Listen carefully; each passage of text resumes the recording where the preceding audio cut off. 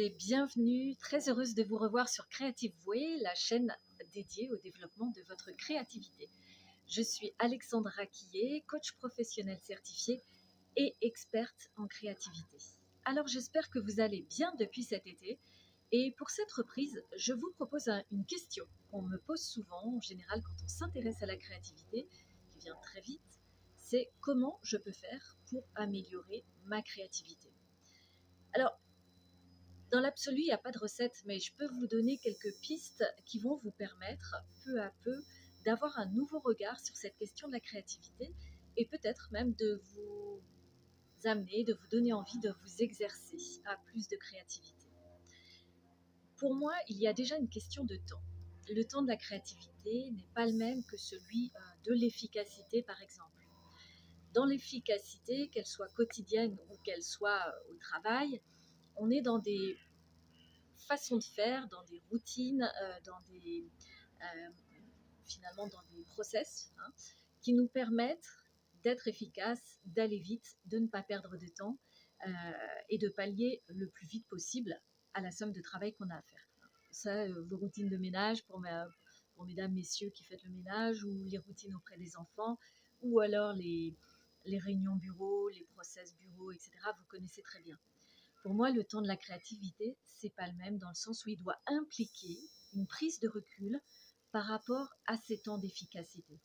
Donc c'est déjà le premier paramètre important quand on veut développer sa créativité, quand on veut l'améliorer, c'est est-on prêt à prendre cette prise de recul? Ok, vous êtes prêt à la prendre, cette prise de recul, pourquoi faire? Alors, c'est là que je vais vous donner quelques pistes.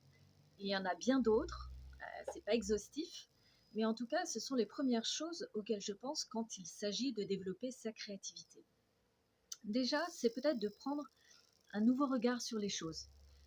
Si je vous donne un exemple, j'ai été longtemps dans une situation où je faisais un trajet à Paris, je connaissais très bien mon trajet pour aller au plus vite justement, et finalement j'avais tendance à me plonger dans un livre ou écouter de la musique sans regarder ce qui se passait autour de moi.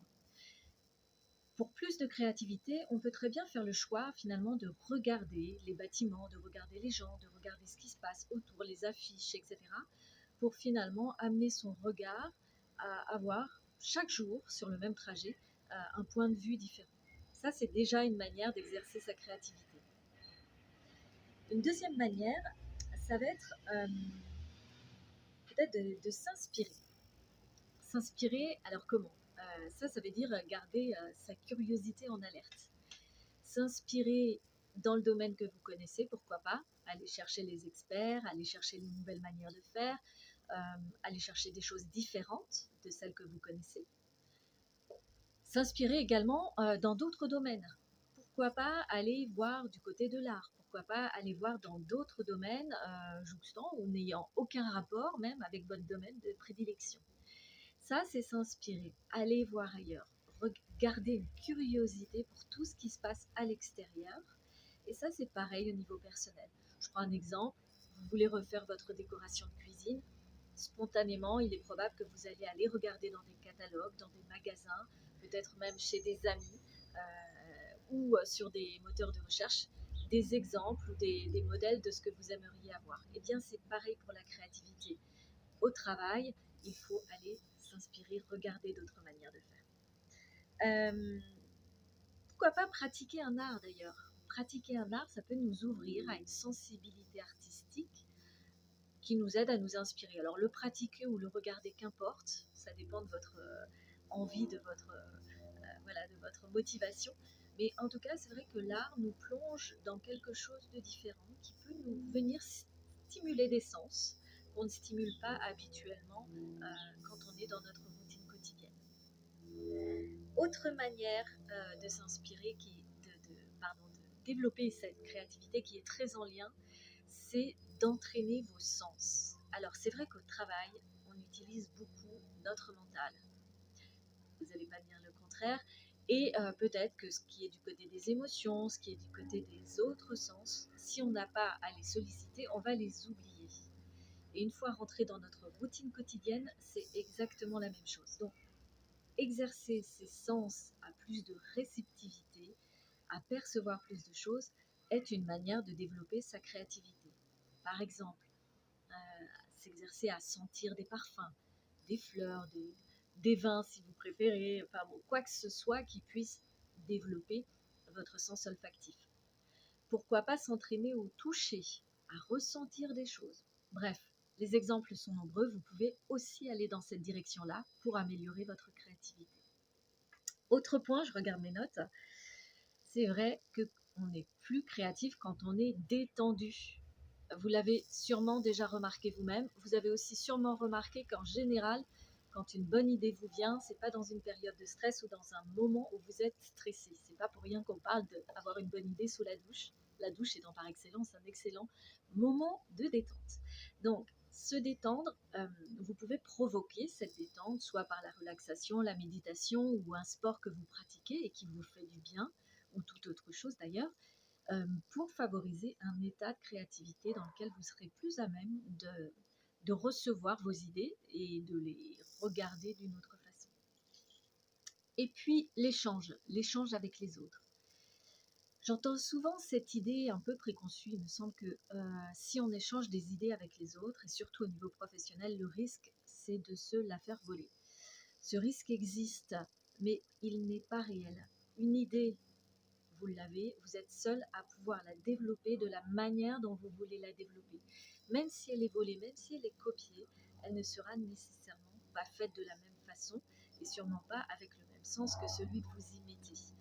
Je vous recommanderais vraiment d'échanger sur vos idées et surtout sur vos projets en fait, parce que c'est là le sujet, c'est d'améliorer sa créativité. En échangeant sur un projet, vous avez toutes les chances de partager avec d'autres des pistes nouvelles, des façons de faire, pourquoi pas des recommandations sur des directions où aller.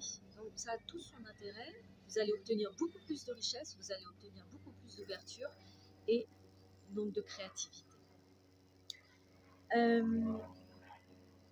Le jeu, pouvoir s'amuser. Alors, c'est vrai que vous avez sûrement remarqué que les enfants n'ont aucun problème avec la créativité. Ils jouent, c'est dans leur gène d'enfant. En plus, on leur permet de jouer parce que c'est leur état d'enfant. Et donc, dans cette manière de jouer, ils vont inventer des histoires, ils vont rendre tous les possibles presque réels. Et ça, c'est peut-être quelque chose qu'on doit s'exercer à garder de l'enfance, c'est pouvoir se mettre dans des situations où le jeu va nous permettre d'imaginer que tout est possible, d'imaginer de nouvelles solutions, d'imaginer même de prendre du plaisir, de se reconnecter à sa joie, et en tout cas d'être dans un état où ce qu'on appelle en créativité la divergence, l'émergence d'idées va être privilégiée. Donc, pensez au jeu. Ça revient de plus en plus en entreprise. On voit des sessions Lego, on voit des sessions même pâte à modeler, créativité au sens manuel du terme. Pensez à ça pour vous mettre dans un état propice à créer ou à recevoir de nouvelles idées. Un autre point important, c'est que si vous restez dans le mental en imaginant des choses, il y a peu de chances que ça se concrétise dans votre quotidien. Donc testez, expérimentez. Vous le faites assez spontanément quand vous mettez à vous réparer une porte et que vous trouvez une nouvelle solution pour la fermer, ou que vous installez une étagère et que un petit problème se pose dans la conception. Donc ça, vous le faites assez spontanément et de manière très factuelle sur un petit problème quotidien. Pensez à le faire pour tout ce qui vous entoure en fait. Dès que vous avez une nouvelle idée, si en tout cas elle vaut le coup d'être retenue, si elle vous paraît intéressante, testez-la simplement. Testez, puis si elle ne vous va pas, c'est le test and learn, ce qu'on appelle en entreprise. Vous expérimentez et vous retirez les fruits de votre expérience, quitte à la laisser, mais essayez de la mettre en place au moins un certain temps, voir si cette nouvelle manière de faire peut fonctionner pour vous. Voilà.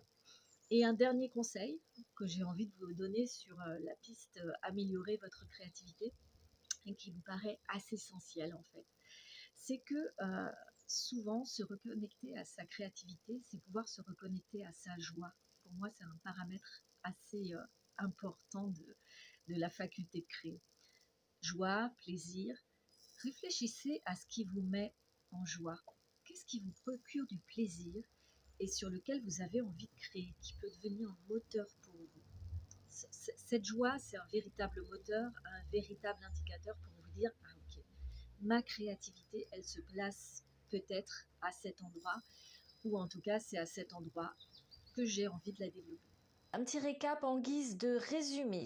Les idées principales sur cette vidéo: on peut améliorer sa créativité en prenant du recul par rapport à un temps d'efficacité, en posant un nouveau regard sur les choses, en se reconnectant à ses sens, en restant curieux, en se relaxant, en partageant ses projets avec les autres, en s'amusant, en testant et en expérimentant des idées, et enfin en s'exerçant tous les jours à l'un de ces points, par exemple. Voilà, j'espère que toutes ces petites pistes, tips, conseils vous auront servi pour améliorer votre créativité. Vous pouvez me laisser dans les commentaires vos questions ou des remarques que vous auriez envie de faire, peut-être des ajouts. Et en attendant, je vous souhaite un bon développement, une bonne amélioration de votre créativité jusqu'à notre prochaine vidéo. Voilà, n'oubliez pas, on est tous créatifs. À très bientôt sur Creative Way.